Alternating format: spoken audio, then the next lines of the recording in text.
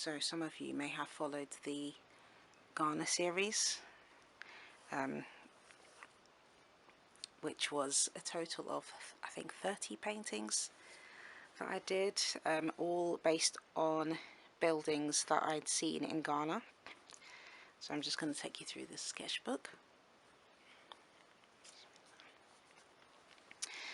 So this page is a little bit deceiving, okay? So when I had first started the sketchbook, I thought, oh, I'm going to try gouache paints and stuff. So I had bought a gouache paint set, and these were the swatches that I did to kind of test it out. But in the end, I never actually used the gouache in this book because I had tested it on something else and I didn't really feel comfortable with it, so I didn't end up using that. What I did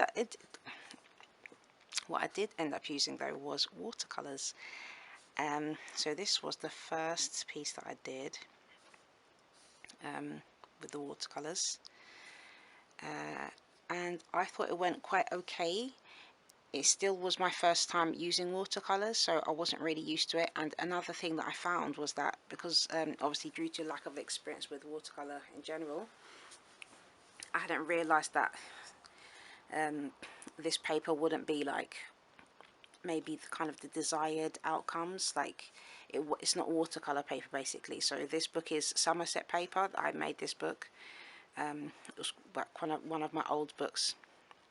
So when I started doing the painting, I realized that when I, for example, you know, with watercolors, when you paint with them, they can be reactivated and you can blend, you know, after you've put them onto the paper, if you're using watercolor paper, that is. But I found that with this paper, the Somerset paper, when I put the paint down, the paper just sucked the paint straight away, so there was no way of reactivating it. So it's like it was just fixed wherever you put it.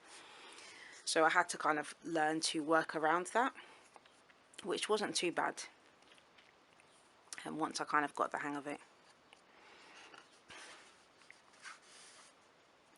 So the previous page and this page as well, this is see the Ray Porsche Hotel in Ghana. So when I went to Ghana, I think it was the end of 2019. Was it 2019 or 2018? I can't even remember now. But anyways, it was the end of it was just a few years ago. Okay, so we stayed in this hotel in Accra called the Ray Porsche Hotel. We stayed there for like, I think it was 2 nights. It was actually really nice. Yeah, quite cozy and nice hotel. And this is the view from outside of the hotel. Yeah, so, and this is a beach that we went to in Accra. I don't know the name of the beach. Like it says Vienna City here, but on this building, but I don't know if the beach is called Vienna City. I can't remember. I'd have to ask my sister about that, and maybe she remembers. But yeah, it was a really nice beach, and there was horse riding and everything. I didn't get on the horse actually, but yeah, it was a really nice beach. So most of the rest of the buildings in this book are taken from pictures that I took while I was in a taxi, like driving around Accra or driving around Kumasi, because those are the two cities that I went to while I was in Ghana on my last visit. So I haven't been into majority of these buildings, so just bear that in mind. And wherever there was a sign saying what the building was, I've written it at the bottom as well. So this is a bank here, this is a health clinic, and yeah, I didn't know what this building was, but I actually really liked the tree, you know, like when I did this painting, the tree, I really liked how the tree came out. Yeah, so I kind of felt that gave me the vibes a little bit. And this is a school. It said Seashell Modern International School. Here you got a petrol station, and I don't know what this Calabash place is, but I'm assuming it could be like some kind of like a restaurant or something like that. I'm not totally sure.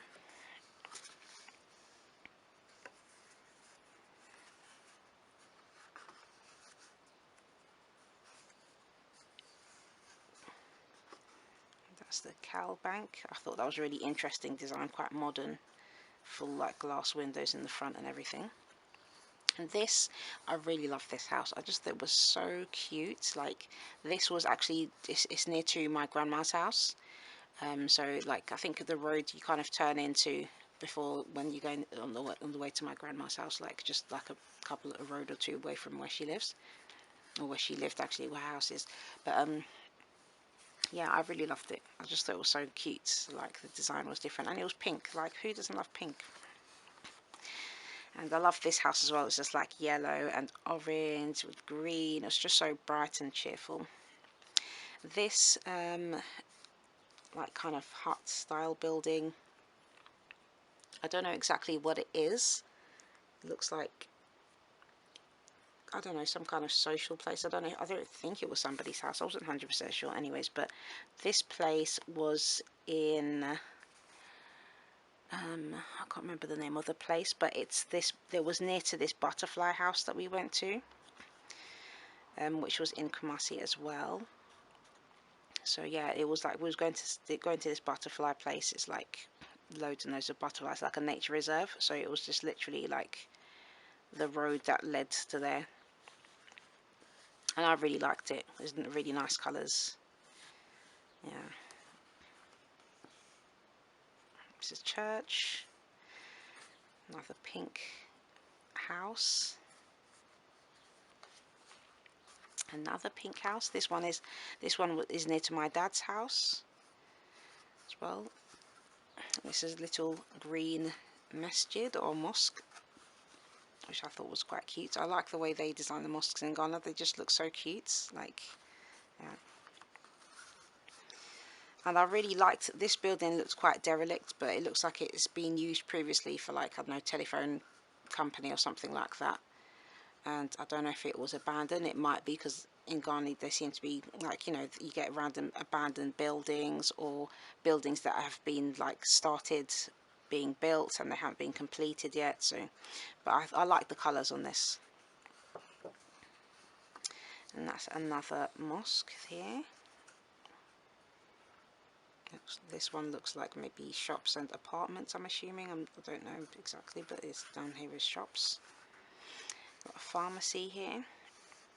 And I really liked this building. It was like kind of on the corner of a road, and then like the road was like slanted, like going uphill. So yeah, so if the angle looks a bit dodgy, that's kind of why. Like, even in the photo it was and obviously I was in the as I said, most of these pictures I took while I was actually driving, like in a taxi.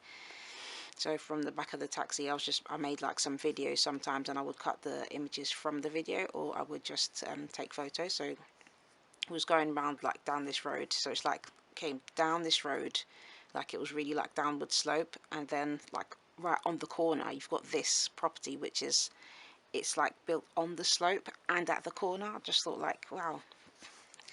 Yeah.